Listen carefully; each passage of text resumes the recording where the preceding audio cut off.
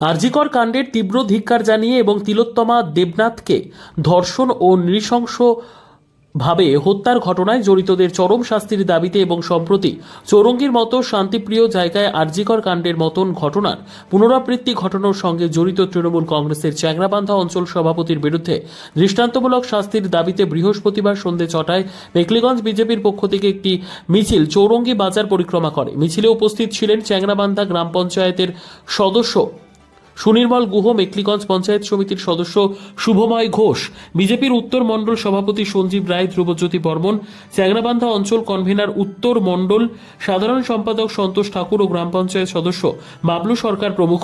এর পাশাপাশি 27 আগস্ট বিদ্যুৎ দফতর ও ভূমি সংস্কার দপ্তরের ডেপুটেশনের ডাক দেন বিজেপি নেতারা। এর কি বলছেন বিজেপি নেতা সঞ্জীব রায়, শুনুন। আজকে পদসভা আজকে আমাদের একটা মিছিল হলো এখানে। আমাদের 27 আগস্ট মমতা বন্দ্যোপাধ্যায়